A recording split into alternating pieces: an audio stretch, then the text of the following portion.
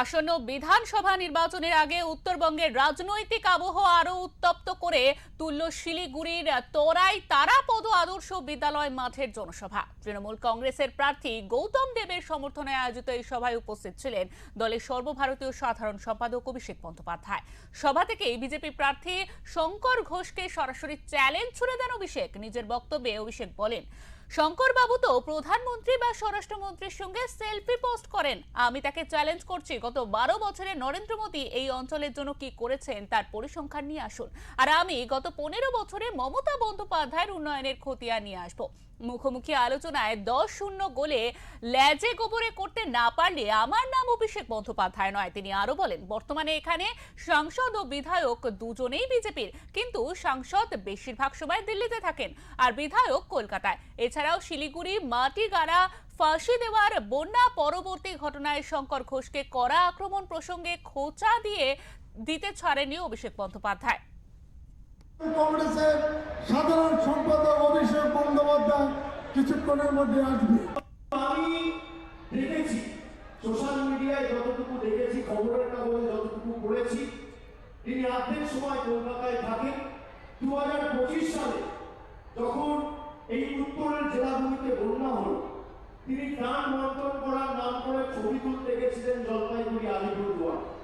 মানুষকে ত্রাণ দিতে পারেননি।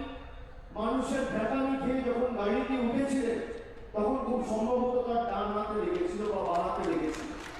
যে হাতে লেগেছিল, পরবর্তীকালে শিলিগুড়ির একটা বেসরকারি হাসপাতালে ভর্তি হয়ে বাঁ হাতে চোট পেয়েছিল আর ডান হাতে ব্যান্ডেজ লেগেছিল। এটা আমরা সকলে বলেছি। এরকম লোক কোনোদিন মানুষের জন্য কাজ করতে পারেন। আজকে প্রায় 12 বছর নরেন্দ্র মোদীর সরকার ক্ষমতায়। আমি যে কথাগুলো বলছি, আমি চলে যাওয়ার পর শঙ্কর ঘোষ বলতে পারে অভিষেক ব্যানার্জি মিথ্যে কথা বলে গেছে। এখানে ক্যামেরা রয়েছে, আপনাদের হাতে ফোন রয়েছে। আমি দয়া করে অনুরোধ করবো সবাইকে আমার কথা রেকর্ড করে শঙ্কর বাবুর কাছে পৌঁছে দেবে। এবং আমি যদি মিথ্যে কথা বলি, আমার বিরুদ্ধে যত দ্রুত সম্ভব, এখন তো সার্কিট বেঞ্চ হয়ে গেছে, মমতা ব্যানার্জির সরকার করে দিয়েছে, একটা মিথ্যে মামলা করে আমার বিরুদ্ধে একটা মানহানির মামলা করে আমাকে জেলে ঢুকিয়ে প্রমাণ করে সত্যি কথা বলছে, আজকে মিথ্যে কথা বলছে। এখানে গত 5 বছর ধরে যারা ডবল ইঞ্জিনের কথা বলে, গরিব মানুষের 100 দিনের কাজ আমি ছেড়ে দিলাম, শিলিগুড়ি শহর এলাকা কৃষক বন্ধু আমি ছেড়ে দিলাম, গ্রামীণ রাস্তার কথা আমি ছেড়ে দিলাম, আবাসের কথা আমি ছেড়ে দিলাম।